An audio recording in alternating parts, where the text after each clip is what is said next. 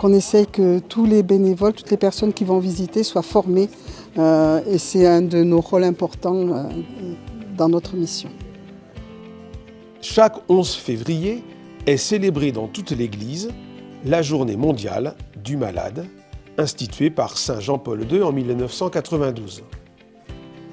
Dans la proximité de cette journée, l'Église en France célèbre le dimanche de la santé. Chaque année, notre évêque choisit une paroisse pour pouvoir aller célébrer ce dimanche de la santé. C'est ce que nous avons fait ce matin à Bord-les-Orgues, où nous avons été accueillis par le Père Didier et le Père Michel, doyen, pour mettre à l'honneur tous ces soignants et tout ce monde de la santé. Ces moments constituent une occasion d'attention spéciale à la condition des personnes malades et plus généralement de celles qui souffrent, en associant les proches, les personnels de santé et les volontaires d'aumônerie. On ne fait pas que donner, on reçoit, et ce qu'on reçoit d'une personne visitée ou d'une personne accompagnée, c'est quelque chose qui est difficile à décrire, mais qui réconforte. On va peut-être un peu plus loin que simple visiteur, c'est que quand on va visiter, on y va avec Jésus.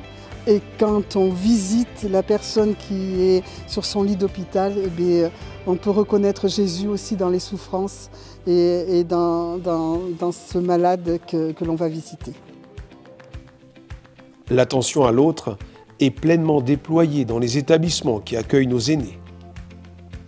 Par une prise en charge personnalisée, ils veillent à leur offrir un environnement chaleureux, confortable et sécurisé.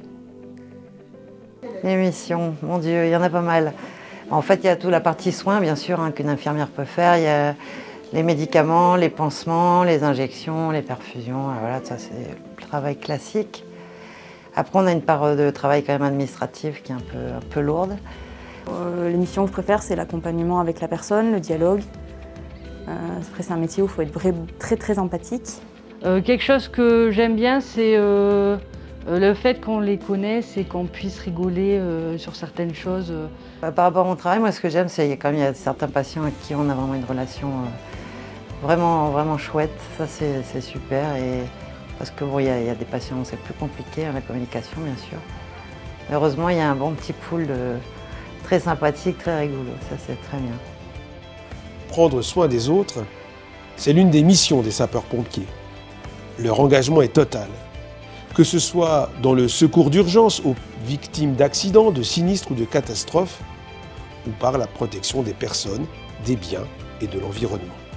En étant dans une grande ville, en voyant les pompiers, je me suis dit pourquoi pas le feu, le secours à la personne, et aider les autres et se faire plaisir puisque c'est une passion aussi. Pour moi déjà c'était un peu une logique dans ma tête vu que mes parents sont tous les deux pompiers. Du coup j'ai toujours connu un peu les gardes, les départs en intervention, ce genre de choses. Et du coup, c'est quelque chose que j'aime beaucoup. Pour moi, après, prendre soin des autres, c'est moral, donc les rassurer quand ça va pas, être à l'écoute, les faire rire, ce genre de choses. Et aussi physique, faire un câlin quand ça va pas, mettre un pansement, ce genre de choses, ça peut être tout en fait, physique et moral. Le ministère de la Consolation est un devoir de tout baptiser. En se souvenant de la parole de Jésus, « J'étais malade et vous m'avez visité ».